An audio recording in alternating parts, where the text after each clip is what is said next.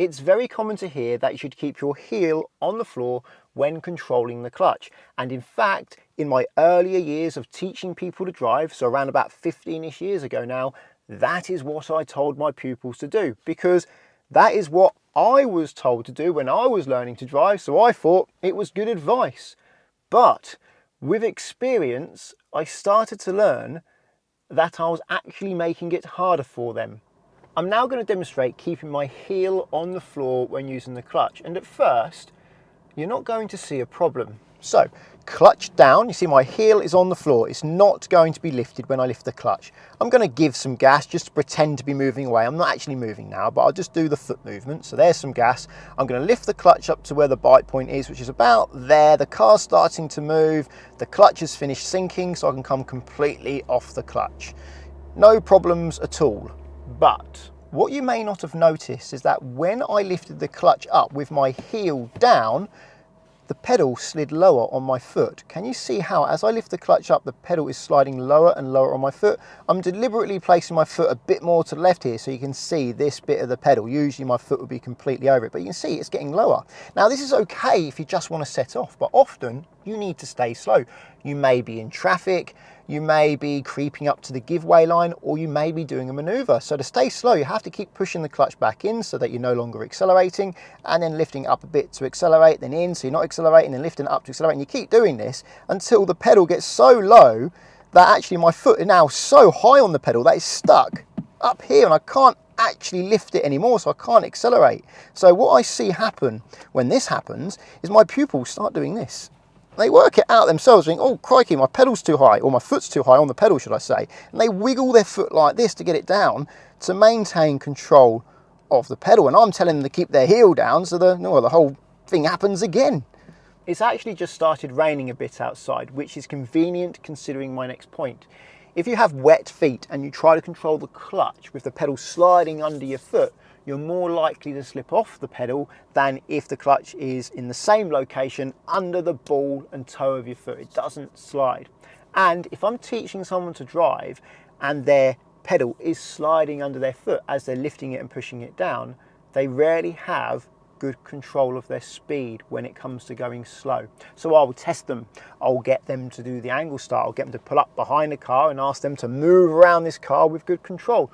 Or I may ask them to stay at a set speed. Can you keep it at 2 miles an hour, please? No faster, no slower. If they struggle to do this, this is a sign that they need some education on how to use the clutch pedal. The fact that the pedal's sliding is usually the cause of the issue because they don't have as fine control. Because when it slides, it's not only that it slides, but it often slides in chunks. So they come up and it sort of, oh, it goes and they push it down too much and they're nowhere near the bite point. So they're unable to modulate the clutch bite point, meaning they're unable to modulate the clutch to keep the car at a set, steady, low speed. And they struggle to move away at the desired speed they want. They either go faster than they want or slower than they want. Where I do have success with teaching people how to use the clutch is asking them to keep their heel up for long pedal movements and to only put their heel down to steady their foot, because when their heel is digging into the carpet, it means they don't have to press so hard to keep the clutch down. They can relax their muscles a little bit and the clutch stays down more easily. When it comes to finding the clutch bite point, lift the heel up, bring it back to the bite point. When you reach the bite point, then if you want, you can put your heel down to steady your foot.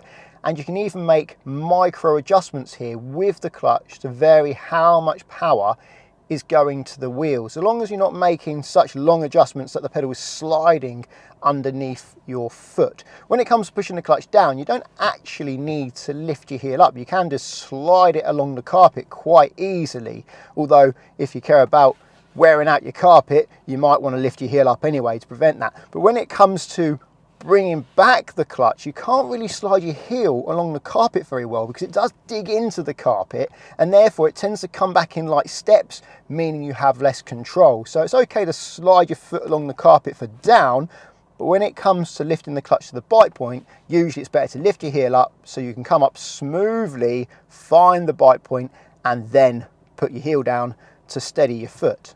The reason why it's easy to press the clutch down whilst dragging your foot along the carpet, but it's very difficult to lift the clutch up whilst dragging your foot along the carpet, is due to the angle of your foot in relation to the carpet. When you're pressing the clutch down, this arm represents the carpet, my hand represents your foot. When you're pressing the clutch down, your foot's at this angle to the carpet, so it slides quite easily along without too much of a problem. But when you lift the clutch up, now your foot's digging into the carpet, and therefore it's much more likely to come back in a jerky fashion. It's much harder for you to lift the clutch up smoothly, and it's really important to lift the clutch up smoothly if you want good control. In some vehicles, you can actually get away with keeping your heel on the floor and pushing the clutch down and up without the pedal sliding underneath your foot. It's all to do with the angle of the pedals. In most cars, the pedals go like this, forwards and backwards. Often they have a little bit of angle, so they're going slightly up as you go backwards and slightly down as you go forwards, but it is pretty much forwards and backwards. But when you start getting into vans, the angle can become more like this, where you're going down and up. So it's more like a vertical movement down and up. It's not quite perfectly vertical, again there's some angle to it, but a lot more down and up than a car. And when you're going down and up on a pedal like this, you'll find you can keep your heel on the floor, push the pedal down and lift it up without the pedal sliding under your foot. And in this car, I have a second set of pedals which are actually more van-like. These are my dual controls, and they are designed and fitted after the car is made. So the designers are just trying to make the most out of what they have, and depending on the angle of this floor, that's going to affect the angle of these pedals. It varies from car to car, but for this car, the pedals are more like down and up than forwards and backwards. As a result, I can put my heel down and I can lift the pedal up and push it down without the pedal sliding under my foot and without my foot sliding on the floor, although it is quite difficult because these pedals are particularly stiff. All these are a couple of levers, some cables and some pulleys which connect these pedals to the real pedals on the driver's side, meaning I can use the pedals on the passenger side to control the car. I just get clutch and brake, no gas. I'm now going to drive around this car park at a low speed, the sort of speed where I'm not going to be able to come fully off the clutch. This can happen in traffic, and when you're reversing into a parking space, you're not going to be fast enough to fully come off the clutch. The first time I'm going to do it, I'm going to keep my heel on the floor and see what happens. And the second time, I'm going to lift my heel up off the floor as I lift the clutch up and down. So here we go. Clutch down first gear, foot brake on, handbrake off. Does it roll when I come off the brake? No. So I'm going to keep my heel down, get some gas, and then I'm going to lift my foot to the clutch bite point whilst keeping my heel on the floor. Feels quite unnatural doing this, but I'll give it a go. There we go. Oh, I need to start steering. I don't want to hit this beautiful white car there. Gorgeous, so I better steer to avoid that. Oh, the traffic's stopping, so clutch down and gently brake. Pretend traffic. The traffic's moving again, so a bit of gas, heel stays on the floor, pivot to lift the clutch up to the bite point. There we go, we're getting going again now, and all the traffic is stopping, so clutch down and gently brake. I can already feel that I'm losing control of this clutch pedal. That pedal's really low on my foot. I'm going to try and get going again, so a little bit of gas, lifting the clutch to the bite point. Can I get to the bite point? Can I lift it high enough? There it is, just there. It's literally as high as I can pivot my foot, and then clutch down and stop again because the traffic's stopping. And now I feel like I have lost my footing on that clutch. I'll try and get going again. Gas, I'm lifting the clutch. No, my foot's stuck and I'm rolling back. So I've got to try and pivot, or not pivot, wiggle my foot down on the pedal. There we go, I've got a good footing again. I can start again. This time though, I'm going to lift my heel up off the floor when I move to the bite point. When I get to the bite point, I may put my heel down to steady my foot, but when I'm moving my foot up, my heel will be up. So gas, heel up to the bite point, let's move. I can put my heel down now to steady it if I want, clutch down now, and let's slow down because the pretend traffic is slowing down. Oh, it's getting going again. So gas, lift my heel up to the bite point. Traffic's moving, traffic stopping, so clutch down, traffic's moving, heel up. You see, I can do this all day. Well, not all day, my legs might become knackered after a while, but I'm not losing my footing on the pedal because the pedal is not sliding under my foot, it's staying in the same place, meaning every time I lift the clutch up, I have the same control as the first time I lift the clutch up. It doesn't get worse and worse each time I do it, which is what happens when you keep your heel down. I can even stay at a very steady, slow speed by putting my heel on the floor now at the bite point and making very minor adjustments to the clutch bite point as I roll along, like this. Or clutch down, and if I really want to get going, oh, the traffic's going again, green light, gas, bite point, and I'm off. When it comes to using the gas and brake, I recommend keeping your heel down because the pedal travels aren't very long. Therefore, you don't get the disadvantage of the pedal sliding under your foot.